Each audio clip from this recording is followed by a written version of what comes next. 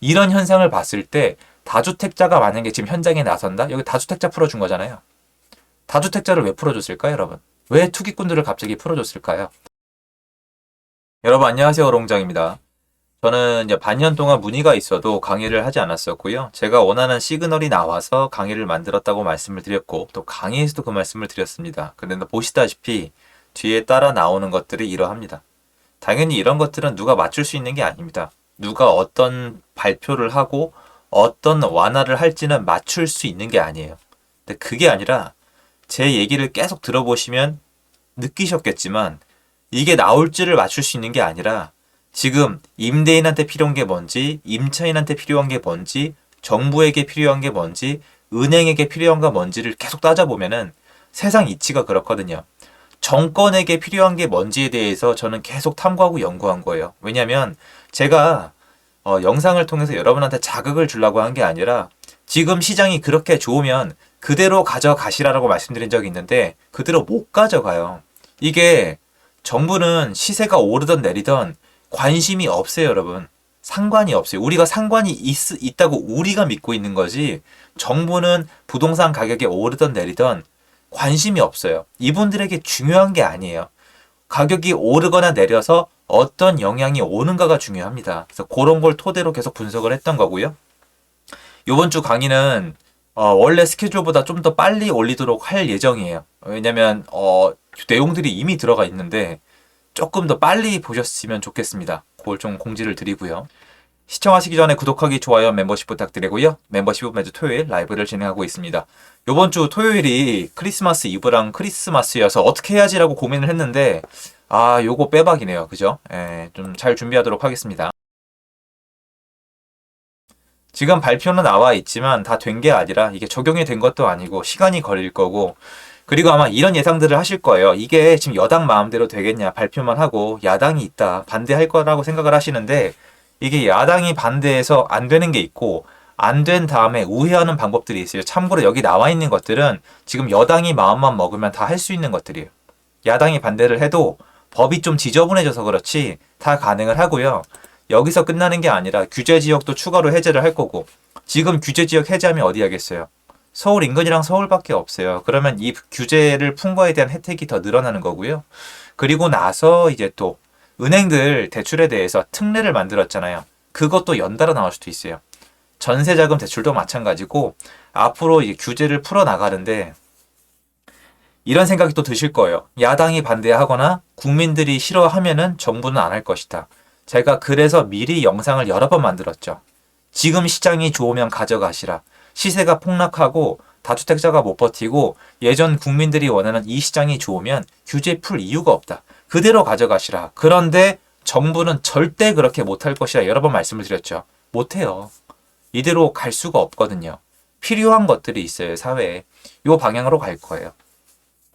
그런데 저는 사실 약간 지금 갑자기 생긴 포인트 중에 하나가 여러분 이게 뭐 경질이다 아니다 이런 적은 없는데 제가 라이브 때 그리고 강의 시간에 몇 번 말씀드린 적이 반복적으로 말씀드린 적이 있어요. 뭐냐면 이거는 참고로 제가 맞출 수 있는 영역이 아니에요. 그냥 완전 신의 영역인데 제가 이 말씀드렸죠.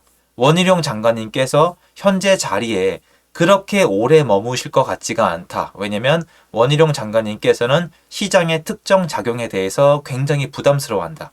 근데 이 부담스러워하는 이유가 정부 차원이 아니라 개인 차원이다. 현재 본인이 국토부 장관님에 계시는 입장에서 이 현상이 일어나게 되면은 본인이 개인적으로 꿈꾸는 바에 큰 지장이 있을 수 있기 때문에 여태까지 포지션이 굉장히 보수적이었고 지난 정권이 썼던 정책과 지난 정책이 썼던 단어와 워딩과 언어를 그대로 쓰시는 경우도 많았다. 다주택자, 투기꾼, 전세 사기 이런 단어 좋아하셨잖아요. 비난할 마음 없어요. 전 원희룡 장관님 응원하는 사람입니다. 그러면 이대로 가면 어떻게 될까요? 또 한 가지 우리 관전 포인트는 뭐냐면은 원희룡 장관님의 거취도 봐야 돼요. 이거 제가 계속 말씀드렸죠. 오래 안 계실 것 같다. 그리고 본인이 생각하기에 일정 선을 넘기거나 일정 수준이 보이면 생각보다 일찍 나오실 수도 있겠다. 그리고 이게 여러분 경질 이런 게 아니에요. 지금 장관님 갈 때 많아요. 그리고 다음 행보할 거 엄청 많아요. 그냥 여기서 나오는 게 아니라 다른 걸 하시는 거죠. 그런데 문제는 부동산 정책에 대해서는 그런데 요번에 화물연대 파업 때문에 사실 굉장히 지지도를 많이 얻으셨거든요. 그 지지도를 얻을 게 더 남아있고 또 이런 것도 있고 해서 두루두루 계산이 되면은 아마 내년 상반기에 어떤 거치가 결정되지 않을까라는 생각이 들어요. 뭐 계속 계셔도 좋고 아닐 수도 있고 왜냐면 누가 들어오든 간에 부동산 시장이 변하는 거에 대해선 부담감을 느끼거든요. 그런데 원희룡 장관님께서는 제가 봤을 때 그거에 있어서만큼은 좀 더 예민한 분이시다라고 생각을 드려요. 그리고 여러분이 궁금해 하시는 거, 자, 이렇게 하면 시장이 어떻게 됩니까? 제 생각을 정리해서 말씀을 드릴게요. 시장 이렇게 한다고 안 살아나요. 이렇게 한다고 되지도 않아요. 이거 뭐 보면 임대사업자 살리고, 지금 임대사업자 누가 해요, 여러분? 그리고 다주택자 LTV 30%? 그리고 취득세 깎아주는 거. 사람이 뭐 집을 살 마음이 있어야지 살 거 아니에요. 지금 집이 없는 분들이 내 집 마련 미루다가 지금 살 것 같아요? 못 사요, 여러분. 무서워 죽겠는데 어떻게 삽니까? 못 사요. 사는 분위기가 아니란 말이에요. 양도세 중과 유예요? 이거 이미 효과 없는 거 보셨잖아요. 양도세 중과 유예 때문에 다주택자들이 던지는 현상이 더 일어났을 뿐이에요. 쉽게 얘기해서 지금 많이 풀죠. 정부의 목표를 이루기 위해서 규제를 푸는 건 알겠는데 이거 가지고 시장을 반등시킬 수 있느냐? 아니에요. 아니에요. 그리고 전 이제 그냥 다 말씀을 드리는 편인데요. 저는 아니길 바랍니다. 저는 시장이 이 눌린 상태로 더 가기를 바라는 사람이에요. 왜냐? 정부는 시장을 그만 내리거나 반등시킬 의도가 없다니까요. 계속 말씀드리는 거예요. 여러분들이 어떤 분들이 귀찮을 때까지. 시장이 더 내려가든 반등을 하든 지금 이 가격 상태로 있든 정부는 관심 없어요. 정부는 그런 거를 챙길 여념이 없어요. 정부는 거래량이 늘어나서 세금 챙기면 돼요. 거래량 늘어나서 일부 지역의 표를 챙기면 돼요. 이건 나쁜 게 아니라 정부의 본질과 본능과 가장 자신의 역할에 충실한 거예요. 이게 왜 역할이냐? 국민을 챙겨야 되는 게 아니냐? 당선이 안 되면 국민을 못 챙기는데 닭이 먼저냐 달걀이 먼저냐 이 개념이 아니에요. 표를 얻어서 당선이 돼야지 뭘 하던 말던 해요. 지금 총선 결과 때문에 여당이 마음대로 할 수 있는 게 되게 적어요. 그렇기 때문에 당연히 먼저 챙길 걸 챙기고 있는 것 뿐입니다. 그럼 이게 효과가 없느냐? 아니요. 이건 효과가 있습니다. 지금 이거 발표는 차차 시장에서 효과가 있을 수밖에 없어요. 시장 반등이 안 될 거라고 하지 않았냐? 저는 어렵다고 봐요. 시장 반등 어려워요. 그런데 제가 말씀드리는 건 우리 모두가 호응하고 있는 데이터를 말씀드리는 거예요. 데이터. 숫자요. 우리 지금 한국 부동산원 자료 저 안 쓴 지 오래됐거든요. 그거 안 쓴다고 했다가 욕이란 욕은 다 얻어먹었는데 뭐 전 지금도 쓸 마음이 없어요. 그리고 현 정부가 저는 굉장히 스마트하다고 생각을 해요. 왜냐하면 정부 앞에 정권에서 통계를 조작해서 기준을 바꿨다면 그걸 그대로 받아 쓰는 게 정상입니까? 이게 정말 댓글 보면은 정신 나간 분들이 진짜 많더라고요. 이런 분들 많아요. 한국 부동산원이 사람들이 집을 사서 물리는 걸 방지하기 위해서 선반영한 거다. 우리 가족에게 희망을 주기 위해서 여보 나 지금 사실 월급 200인데 400이라고 거짓말 하면은 그게 잘하는 거예요. 여보 걱정하지 마. 나 월급 400으로 늘었어. 근데 사실은 200이야. 그럼 나중에 할 말은 있죠. 내가 나 혼자 좋으려 그랬냐고. 다 같이 잘 먹고 잘 살라고 400만이라 거짓말한 거 아니냐고. 뜻은 좋아요. 누군가는 지지할 거예요. 근데 그 집이 망하는 건 똑같아요. 그리고 나중에 다시 살아날 수가 없죠. 남편이 400 번다 그래서 부업을 뛸 기회가 있었는데 안심하고 가만히 있었어요. 그러다가 파산해요. 이런 식으로 뭔가 다른 기회들을 날려요. 누군가에겐 위안을 주지만 누군가의 기회를 앗아가는 게 통계 조작이에요. 그리고 장기적으로 봤을 때 로스가 더 커요. 왜냐면 앞에 받았던 기회도 반납을 해야 되거든요. 아무튼 그 데이터 상에는 의미가 없을 거예요. 그런데 여러분이 실제로 부동산을 주고받는 그 현장 있죠. 현장에선 의미가 있을 거예요. 왜 그러냐? 여기까지만 말씀을 드릴게요. 지금 시장은 하락하다 못해 완전히 주저앉았어요. 그런데 여러분들이 옛날에 제가 부동산 상승을 말할 때 이 말씀 하셨죠. 거품이다. 버블이다. 과대로 올랐다. 제가 말씀드렸죠. 아무도 모른다. 나도 모르겠다라고 말씀을 드렸죠. 지금 아파트값 떨어졌잖아요.